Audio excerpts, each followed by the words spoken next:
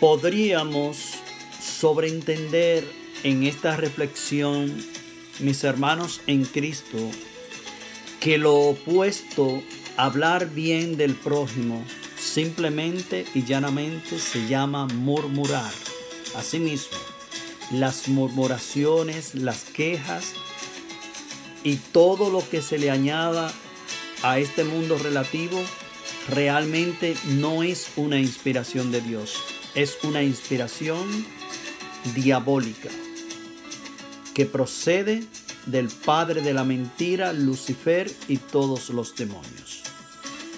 El demonio se divierte cada vez que nosotros murmuramos, que estamos con quejas tras quejas contra el prójimo, contra mamá, papá, en los términos hipotéticos, o alguien en particular.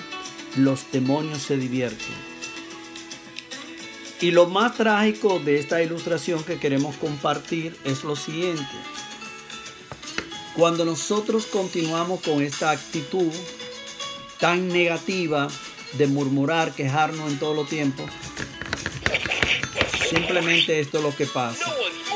Satán y los demonios nos toman como los muñecos de entretenimiento de ellos y nos llevan a través de inspiraciones diabólicas, impulsándonos en nuestro ser, alma, cuerpo y espíritu a hacer todo lo contrario en el plan de Dios. Por ejemplo, algo que se sobreentiende en materia de esta reflexión es lo que aparece en el Antiguo Testamento. Hay un lugar específico que Moisés lo llamó Meribá. Y si alguien alguna vez nos llega a decir con un lenguaje prefigurado que parece un poco oculto de desglosar, que para nosotros parecernos a Dios en su plan divino que ha comenzado desde la eternidad para salvarnos, nosotros tenemos definitivamente que parar las murmuraciones y las quejas, como lo que pasó una vez más con aquel lugar que Moisés le llamó Meribá, que fue donde aquellas personas con este acto indigno delante de Dios murmuraron, y por eso es que se le llamó aquel lugar así. Y aún más, el apóstol San Pablo en su teología en el Nuevo Testamento nos dice textualmente, o más bien nos recomienda, que todas las cosas que vayamos a hacer en común, que la hagamos en primer lugar sin discusiones, sin murmuraciones, para que lleguemos textualmente, mis hermanos, a ser hijos sin tacha en la misma presencia de Dios en medio de una generación perversa y adulta. Estas son las enseñanzas de Dios en los sagrados textos de la Biblia. Y gracias al Señor que tenemos la palabra de Dios, que es guía, que es como un manual de instrucciones para nosotros resarcir lo que está malo, y no solo resarcirlo, sino sacarlo desde la profundidad de nuestro ser, en nuestros corazones, porque ahí es que anidamos el mal o el bien, y el mal y el bien no pueden ser compañeros. No, el mal tiene que salir para que el bien reine en nuestra vida, que es Cristo Jesús. Por último, hay una pregunta que nos podemos hacer todos, que es la siguiente. Entonces, ¿cómo podríamos superar esta crisis que es compleja? Porque no es fácil, comenzando conmigo no es fácil, porque cada vez que uno está delante de un vecino, alguien en particular que lo está acusando, que lo está juzgando, que está diciendo algo que es absurdo, es difícil, mis hermanos, quedarse callado, guardar silencio y sufrir como sufrió Cristo, que le hicieron lo mismo.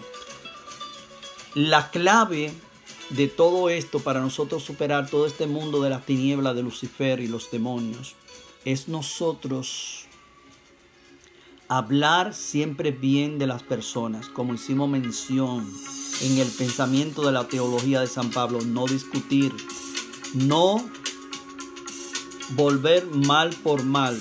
Si alguien habla mal de nosotros, de alguien en particular, vamos a hablar bien de esa persona, de ese emisario que nos acusa, o quizá de alguien relativamente. Vamos a tomar decisiones de cambiar nuestra forma de pensar, de vivir, de ser. En esos señalamientos, esa forma de juzgar y condenar que solo le toca a Dios como la autoridad que es, como el legislador. A ninguno de nosotros se nos ha dado autoridad. Lo que más bien podemos comprender de una forma muy clara, que nosotros tenemos que tener la misericordia de Dios.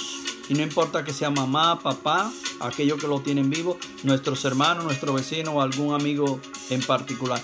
Cada vez que tengamos que resarcir, instruir, compartir pautas con ilustraciones y ejemplos, siempre buscando el bien común con respeto, con empatía y solidaridad, sea para nuestro vecino o cualquier persona en particular. Si no lo hacemos, estamos omitiendo no hacerlo, que es peor todavía.